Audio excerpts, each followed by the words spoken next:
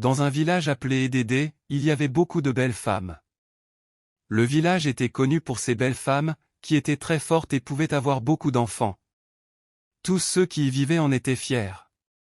Des gens de contrées lointaines venaient juste pour voir ces femmes et les épouser. Parmi toutes les filles d'Edédé, il y en avait une qui s'appelait Kambili. Kambili n'était pas seulement belle, elle était la plus belle fille de tout le village. Tous ceux qui la voyaient disaient « Waouh, regarde Kambili, elle est si jolie ». Kambili vivait avec ses parents et son frère Abazi. Ils formaient une petite famille, seulement 4, mais ils étaient très heureux. Leurs parents les aimaient beaucoup. Ils veillaient toujours à ce que Kambili et Abazi aient tout ce dont elles avaient besoin. Les villageois disaient souvent que Kambili était une si bonne fille. Elle aide sa mère à la maison et elle est gentille avec tout le monde. La beauté de Kambili n'était pas seulement extérieure. Elle était aussi belle à l'intérieur. Tout le monde à Edédé aimait Kambili et sa famille. Ils étaient connus pour leur gentillesse et leur générosité.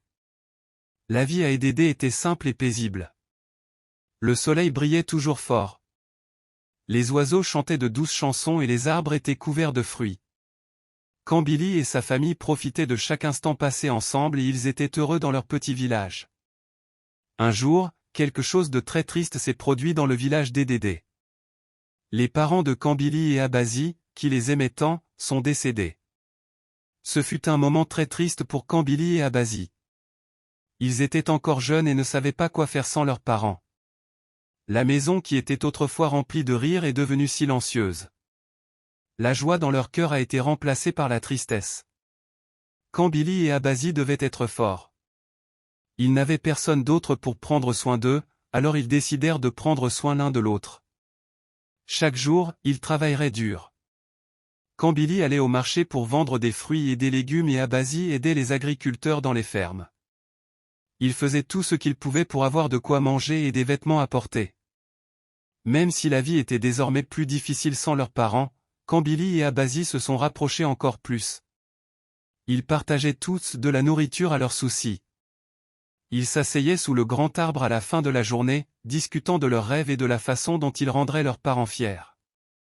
Au fil des années, Kambili grandit. Elle n'était plus la petite fille qui jouait dans les champs avec Abazi. Elle était désormais une jeune femme et dans le village d'Edédé, on attendait des jeunes femmes qu'elles se marient.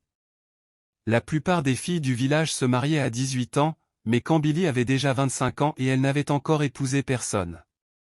Ses proches ont commencé à s'inquiéter. Ils venaient chez elle et lui disaient « Kambili, tu vieillis. Toutes les filles de ton âge sont mariées et ont des enfants. Pourquoi n'as-tu pas encore trouvé de mari ?» Kambili souriait poliment et disait « Je veux choisir l'homme qui me convient. Je ne suis pas pressé. » Mais la pression ne cessait de croître. Ses proches ne cessaient de lui rappeler qu'elle devait se marier. Ils lui murmuraient dans le dos « Pourquoi Kambili est-elle toujours célibataire ? Elle est si belle. Que attend-elle ?» Même les villageois se mirent à parler. Ils voyaient Kambili au marché et lui demandaient « Kambili, quand entendrons-nous le son des tambours de mariage pour toi ?» Kambili ressentait la pression, mais elle ne voulait pas se précipiter dans le mariage. Elle voulait être sûre d'épouser l'homme qui lui conviendrait, quelqu'un qui l'aimerait et la respecterait. Elle fréquentait depuis un certain temps un homme nommé Délai. Il était gentil et travailleur et Kambili l'aimait bien, mais elle n'avait pas encore décidé s'il était vraiment celui qu'elle voulait. Un jour, après une nouvelle visite de ses proches inquiets, Kambili s'assit et réfléchit longuement. Elle ne voulait pas être la dernière femme célibataire du village. Elle ne voulait pas que les gens continuent à parler dans son dos. Elle a donc pris une décision. Kambili est allée voir Délai et lui a dit « Délai, je pense qu'il est temps pour nous de nous marier. » Délai sourit et fut très heureux. Il attendait que Kambili dise ces mots. « Je te rendrai heureuse, Kambili, promit-il. » Et ainsi commencèrent les préparatifs du mariage. Tout le village était en émoi car Kambili, la plus belle fille d'Edédé, allait enfin se marier. Les tambours allaient bientôt résonner et les chants emplirent l'air. Kambili était sur le point de franchir une nouvelle étape dans sa vie, espérant avoir fait le bon choix. Le mariage de Kambili et Délai était le plus grand que le village d'Edédé ait connu depuis longtemps.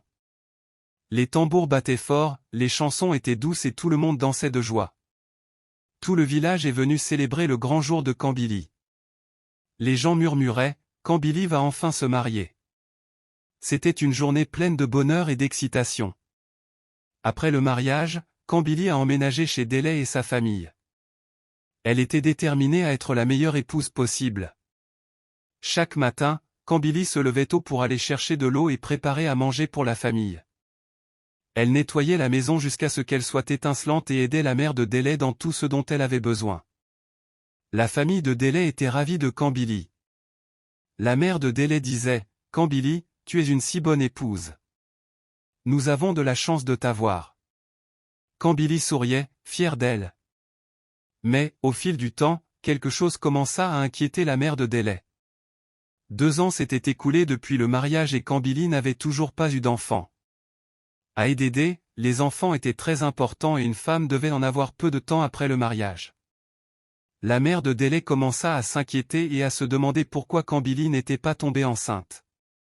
Un jour, la mère de Délé demanda à Kambili, « Kambili, est-ce que tout va bien? 2 ans se sont écoulés et il n'y a toujours pas d'enfant. Qu'est-ce qui ne va pas ?» Kambili se sentit triste et incertaine. Elle ne savait pas pourquoi elle n'était pas tombée enceinte. Elle voulait un enfant autant que la mère de Délé, mais rien ne semblait se produire. « Je ne sais pas, maman, » répondit doucement Kambili. « Nous essayons, mais rien ne se passe. » La mère de Délé fronça les sourcils et réfléchit profondément. Elle aimait Kambili, mais elle était inquiète pour l'avenir. Elle voulait que ses petits-enfants perpétuent le nom de la famille. Chaque fois qu'elle regardait Kambili, elle soupirait et secouait la tête, se demandant quel pouvait être le problème. Kambili remarqua que la mère de Délé devenait de plus en plus distante et inquiète. La maison qui était autrefois remplie de rire et de joie était maintenant silencieuse et inquiète. Kambili continuait à faire toutes ses tâches et à aider à la maison, mais elle ressentait intérieurement le poids de ne pas pouvoir donner un enfant à Délé et à sa famille. Les jours se sont transformés en semaines et les semaines en mois, mais il n'y avait toujours pas de bébé. Kambili commençait aussi à s'inquiéter. Elle priait tous les soirs, espérant un miracle, mais au fond d'elle-même elle craignait ce qui pourrait arriver si elle ne parvenait pas à avoir d'enfant. Au fil des mois, sans qu'aucun enfant ne soit né, la mère de Délé était de plus en plus inquiète. Elle ne pouvait plus attendre.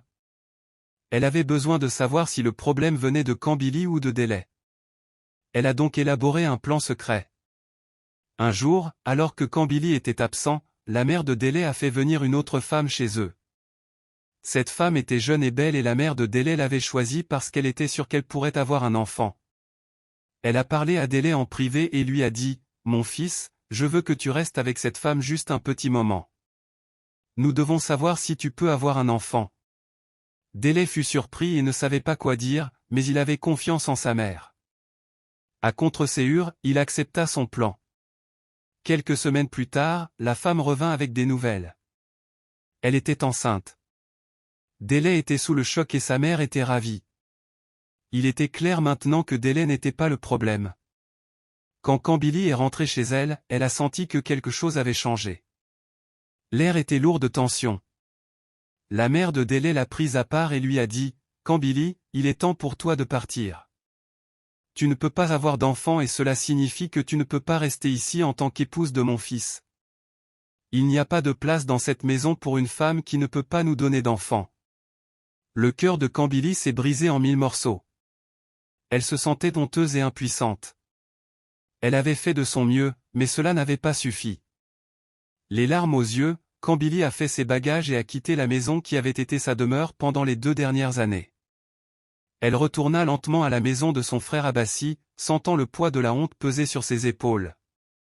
Les villageois la regardèrent passer, se murmurant entre eux, « Pauvre Kambili, elle ne pouvait pas donner d'enfant à Délé. » Lorsque Kambili arriva à la maison d'Abassi, il ouvrit la porte et vit sa sœur debout là, l'air perdu et brisé. Sans dire un mot, Abassi serra Kambili fort dans ses bras. Il n'avait pas besoin de demander ce qui s'était passé. Il pouvait voir la douleur dans ses yeux. Kambili est restée avec son frère, mais elle ne se sentait plus que l'ombre d'elle-même. Le rire qui remplissait autrefois sa vie avait disparu. Elle a essayé d'être forte, mais la honte d'avoir été renvoyée parce qu'elle n'avait pas d'enfant était trop difficile à supporter. Elle ne pensait qu'à l'échec de son mariage et se demandait si elle retrouverait un jour le bonheur. Quand Billy a passé plusieurs mois chez son frère Abassi, se sentant triste et seule. Elle pensait qu'elle ne se remarierait jamais, mais ses proches ne l'ont pas abandonnée. Ils pensaient que Billy n'était pas le problème et qu'elle pouvait encore avoir un enfant. Ils lui rendaient visite et lui disaient « Billy, tu es encore jeune et belle. Ne perds pas espoir. Tu devrais essayer de te remarier. » Au début, Billy ne voulait pas l'écouter. Elle avait trop peur d'être blessée à nouveau, mais ses proches l'encourageaient en lui disant que Délé n'était peut-être pas la bonne personne pour elle. Tu mérites une autre chance d'être heureuse. Un jour, un homme d'un village lointain est venu à Edédi. Il s'appelait Chika et il était très beau. Il avait entendu parler de la beauté et de la gentillesse des femmes d'Edédi et décida de venir trouver une épouse. Lorsqu'il vit Billy, il fut captivé par sa beauté et sa nature douce. Chika s'approcha de Billy et lui demanda d'être sa femme. Au début, Billy était hésitante, mais Chika s'est montrée gentille et patiente. Il a promis de prendre soin d'elle et de la rendre heureuse. Après mûre réflexion et avec le soutien de ses proches, Billy a accepté d'épouser Chika.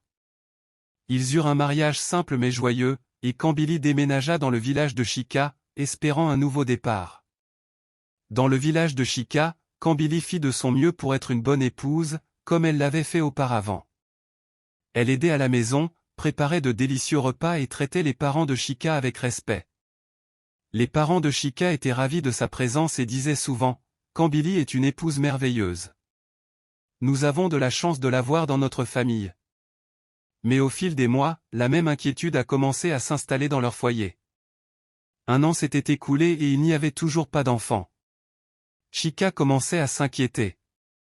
Il était venu jusqu'à Edédi pour trouver une femme qui pourrait lui donner des enfants, mais maintenant il semblait que Billy n'en était pas capable.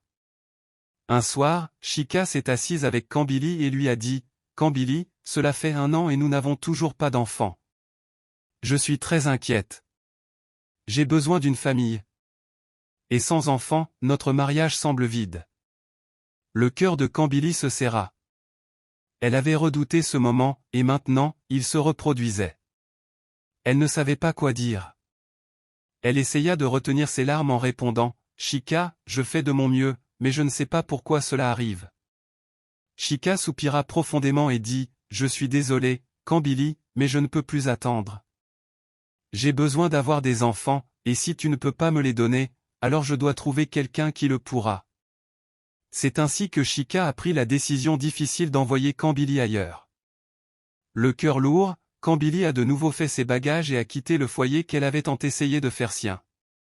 Elle est retournée chez son frère Abasi, se sentant encore plus brisée qu'avant. De retour à Edédé, Billy avait le sentiment d'être une ratée. Elle avait été mariée 2 fois, à chaque fois, elle avait été renvoyée parce qu'elle ne pouvait pas avoir d'enfant. Les villageois murmuraient dans son dos. Pauvre Billy, elle n'a pas eu de chance encore une fois. Billy ne savait pas quoi faire. Elle se sentait perdue et se demandait si elle trouverait un jour le bonheur ou si elle était destinée à être seule pour toujours. Billy était de retour dans la maison de son frère Abasi, et son cœur était lourd de chagrin. Elle ne comprenait pas pourquoi elle ne pouvait pas avoir d'enfant. Le désespoir remplissait ses jours et ses nuits. Elle voulait trouver une solution, alors elle a commencé à consulter des guérisseurs de différents villages. Chaque guérisseur qu'elle rencontrait lui promettait qu'elle aurait un enfant, mais quoi qu'il fasse, rien ne changeait. Billy se sentait de plus en plus perdue chaque jour qui passait. Elle priait, elle espérait, mais au fond d'elle-même, elle avait peur que rien ne marche. Puis un jour, quelqu'un lui parla d'une vieille femme sage qui vivait dans une petite cabane au fond de la forêt. On disait que cette femme avait des connaissances particulières et pouvait voir des choses que les autres ne pouvaient pas voir. Billy décida de lui rendre visite, espérant que cette femme sage pourrait avoir les réponses qu'elle cherchait. Lorsque Billy arriva à la cabane de la femme sage, elle fut accueillie par une petite vieille femme aux yeux bienveillants. La femme invita Billy à entrer et l'écouta tranquillement pendant que Billy lui déversait son cœur. Elle raconta à la sage-femme ses 2 mariages ratés, son profond désir d'avoir un enfant et sa peur grandissante de ne jamais devenir mère. La sage-femme hocha lentement la tête, et après un long silence, elle parla d'une voix douce.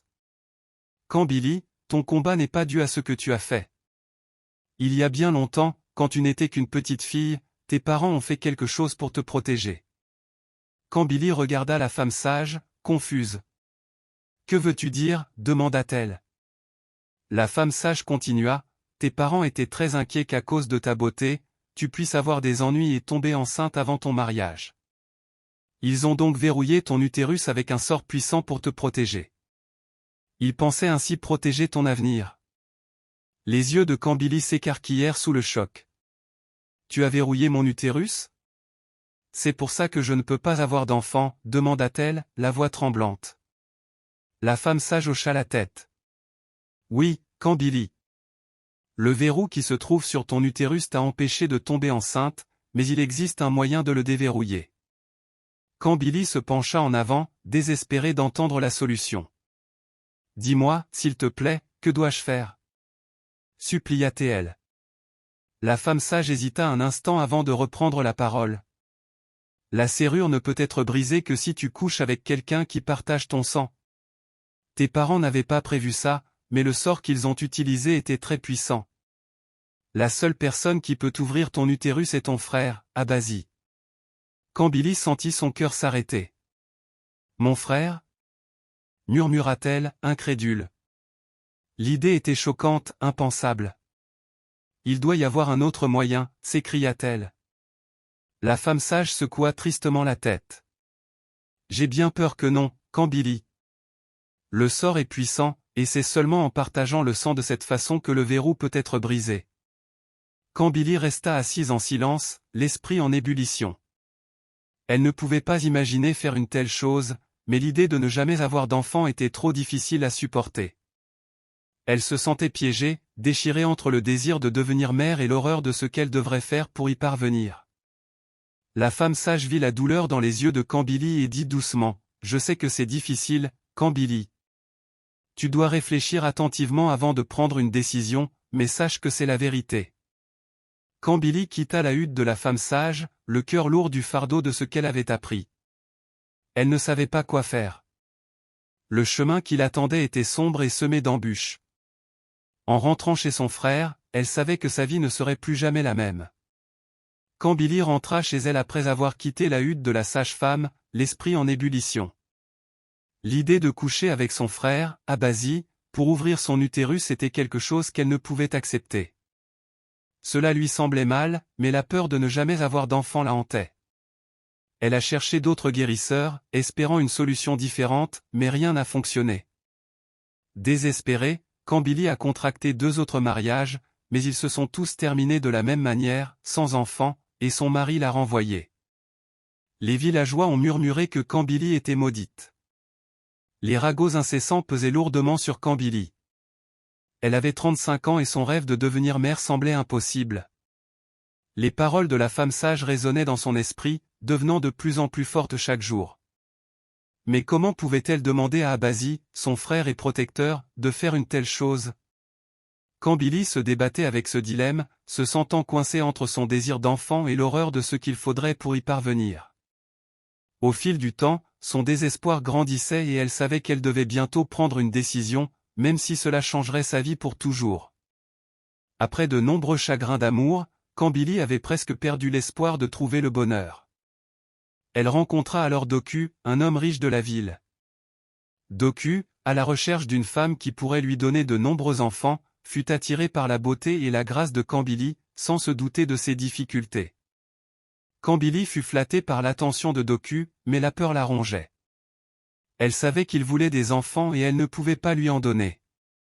Pourtant, la perspective d'épouser un homme riche de la ville et d'être admirée était trop tentante pour y résister. Lorsque Doku lui a proposé de l'épouser, Kambili a dit oui, espérant que cette fois-ci, ce serait peut-être différent. Mais à mesure que le jour du mariage approchait, sa peur grandissait. À mesure que le jour du mariage approchait, la peur de Kambili se transforma en panique. Elle savait qu'une fois mariée, Doku ne tarderait pas à comprendre la vérité. Elle ne supportait pas l'idée d'être renvoyée à nouveau, d'être humiliée devant tout le village. Les paroles de la femme sage la hantaient plus que jamais, et elle commença à croire qu'il n'y avait qu'un seul moyen d'éviter le désastre. Kambili prit une terrible décision. Elle décida que le soir de son mariage, avant de quitter le village avec Doku pour la ville, elle devrait coucher avec Abazi. C'était le seul moyen de briser le verrou de son utérus, le seul moyen de s'assurer qu'elle pourrait donner à Doku les enfants qu'il désirait tant. L'idée de faire une telle chose remplissait Kambili de honte et d'effroi, mais elle se sentait piégée. « Je ne veux pas faire ça », se répétait-elle à plusieurs reprises. « Mais je n'ai pas le choix, je dois avoir un enfant sinon je perdrai tout. » Le jour du mariage, le village d'Edede était rempli de joie. C'était la plus grande fête qu'ils aient vue depuis des années. Des gens de partout sont venus assister à l'union de Kambili et de Doku. La musique jouait, les danseurs dansaient et l'air était empli du doux parfum des fleurs. Mais Kambili ne pouvait guère profiter des festivités. Son esprit était rongé par la peur et la culpabilité. Elle savait que dès que les célébrations seraient terminées, elle devrait mettre son plan à exécution. Elle devait trouver un moyen d'être seule avec Abazi, pour le convaincre de faire l'impensable. Alors que le soleil commençait à se coucher et que le jour du mariage touchait à sa fin, Kambili trouva une excuse pour quitter la fête plus tôt que prévu. Elle dit à tout le monde qu'elle avait oublié quelque chose d'important chez Abazi et qu'elle devait rentrer rapidement. Personne ne se doutait de rien et ils la laissèrent partir sans poser de questions. Le cœur de Kambili battait fort dans sa poitrine alors qu'elle se dirigeait vers la maison d'Abazi. Elle savait que ce qu'elle s'apprêtait à faire allait tout changer, mais elle avait l'impression qu'elle n'avait pas d'autre choix. Elle était tiraillée entre sa peur de perdre Doku et l'horreur de ce qu'elle s'apprêtait à demander à son frère de faire. La nuit était sombre lorsque Kambili s'approcha de la maison d'Abazi, le cœur lourd de peur et de honte. Elle savait qu'elle n'avait pas d'autre choix. Elle devait aller jusqu'au bout de son plan. Sa main tremblait lorsqu'elle ouvrit la porte, à l'intérieur, Abazi fut surpris de la voir. « Que fais-tu ici, Kambili » demanda Abazi en souriant. « Tu ne devrais pas être avec Doku ?» Kambili força un sourire et répondit, « Je voulais juste te dire au revoir avant de partir avec Doku. » Abazi, inconsciente de l'agitation dans le cœur de Kambili, hocha la tête et lui souhaita la bienvenue. Ils s'assirent ensemble, parlant du bon vieux temps, mais Kambili pouvait à peine se concentrer. Son esprit s'emballait et la culpabilité la rongeait. Elle savait qu'elle devait agir rapidement, mais chaque instant d'hésitation la rendait encore plus malade. Finalement, Kambili ne pouvait plus le supporter. Elle se leva et s'approcha d'Abazi, les mains tremblantes. « Abazi, murmura-t-elle, j'ai besoin de ton aide d'une manière que je ne peux pas expliquer. » Abazi la regarda, confus. « Que veux-tu dire, Kambili ? Qu'est-ce qui ne va pas ?» Les larmes aux yeux, Kambili commença à lui raconter les paroles de la femme sage. Elle expliqua comment leurs parents avaient verrouillé son utérus pour la protéger et comment le seul moyen de le déverrouiller était d'être avec quelqu'un qui partageait son sang. « Abazi, plaida-t-elle, je sais que c'est mal, mais je suis désespérée. Si je ne fais pas ça, je n'aurai jamais d'enfant et je perdrai tout. S'il te plaît, j'ai besoin que tu m'aides. » Le visage d'Abazi pâlit lorsqu'il comprit ce que Kambili demandait. Il secoua la tête et s'éloigna d'elle. « Kambili, non, ce n'est pas bien. Tu es ma sœur. Je ne peux pas faire ça. Je ne le ferai pas. » Mais Kambili était désespérée. Elle s'approcha de lui, essayant de le convaincre, les larmes coulant sur son visage. « S'il te plaît, Abazi, tu es le seul qui puisse m'aider. Je ne veux pas faire ça, mais je n'ai pas d'autre choix. S'il te plaît, ne me laisse pas comme ça. » Abazi était horrifié. Il n'arrivait pas à croire ce qu'il entendait. « Kambili, arrête, je ne peux pas. C'est mal, et tu le sais. Je t'aime, mais pas comme ça. S'il te plaît, ne me fais pas faire ça. » Juste à ce moment-là, la porte de la chambre s'ouvrit et la femme d'Abazi entra. Elle se figea sous le choc, voyant Kambili accroché à son mari, sa robe échevelée et son visage plein de désespoir. « Que se passe-t-il ici ?» cria-t-elle, sa voix tremblant de colère et de confusion. Abazi s'éloigna rapidement de Kambili, essayant de lui expliquer. « Ce n'est pas ce que ça semble être. Kambili, elle a besoin d'aide, mais pas comme ça. » Mais la femme d'Abazi était déjà en train de sortir de la maison en criant aux villageois. Venez vite, quelque chose de terrible est en train de se produire. Venez et voyez. En quelques instants, tout le village était réveillé, rassemblé devant la maison d'Abasie. L'air était rempli de murmures et de halètements choqués tandis que les gens essayaient de comprendre ce qui se passait. Les anciens du village arrivèrent et exigèrent de connaître la vérité. Kambili, réalisant qu'il était impossible de cacher ce qui s'était passé, tomba à genoux et se mit à pleurer. « Je suis désolé, pleura-t-elle. Je suis vraiment désolé, je ne voulais pas ça, mais je ne savais pas quoi faire d'autre. » À travers ses larmes, Kambili a tout avoué. Elle leur a raconté les paroles de la femme sage, comment ses parents avaient verrouillé son utérus pour la protéger et les terribles conseils qui l'avaient amenée à croire que ce n'est qu'en étant avec son frère qu'elle pourrait briser la malédiction.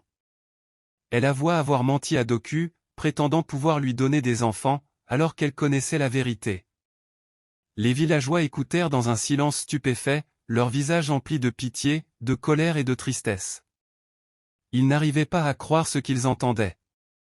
Certains d'entre eux se demandaient entre eux comment cela avait pu arriver. Pauvre Kambili, poussé à un tel désespoir. Les anciens, après avoir entendu la confession de Kambili, se tournèrent vers Doku, qui se tenait parmi la foule, le visage pâle et les yeux écarquillés de stupeur. Ils lui demandèrent ce qu'il voulait faire, maintenant qu'il connaissait la vérité. Doku resta silencieux pendant un long moment, le cœur lourd de trahison et de déception. Il avait aimé Kambili, ou du moins la personne qu'il pensait qu'elle était. Maintenant, tout était ruiné. Il ne savait pas s'il pourrait un jour lui pardonner, mais il ne pouvait pas non plus ignorer la profonde tristesse dans ses yeux. Après ce qui lui sembla une éternité, Doku parla enfin, sa voix basse et pleine de douleur. Si Kambili croit que c'est le seul moyen de briser la malédiction, alors je ne m'y opposerai pas. Mais ce n'est pas comme ça que j'imaginais notre vie ensemble. Je ne sais pas si je pourrais un jour la regarder à nouveau de la même façon. Les aînés hochèrent la tête, comprenant la difficulté de la situation. Ils décidèrent que si Abasie acceptait, la malédiction pourrait être brisée cette nuit-là.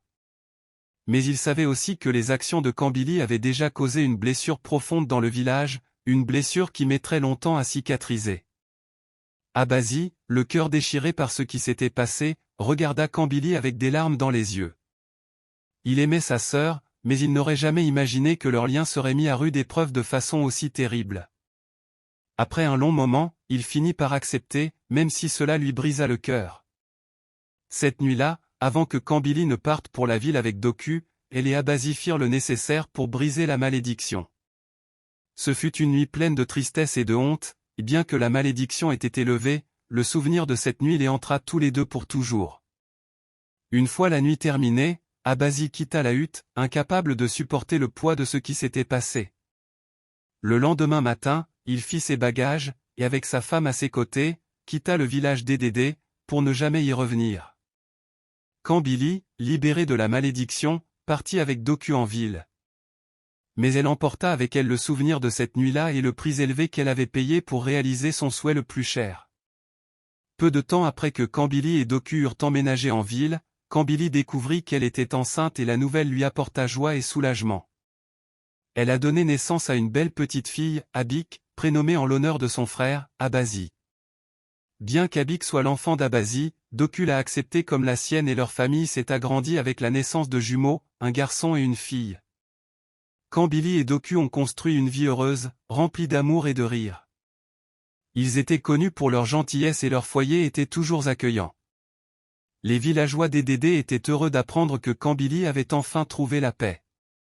Abasie était maintenant installé dans un village éloigné où personne ne connaissait son histoire. Bien qu'il ne soit jamais revenu, Abasie a trouvé un peu de paix dans sa nouvelle vie, portant le souvenir de sa sœur près de son cœur. Kambili, bien que son frère lui manque, a compris pourquoi il est parti. Elle a fait en sorte que ses enfants connaissent la profondeur de l'amour d'Abasie et le sacrifice qu'il a fait.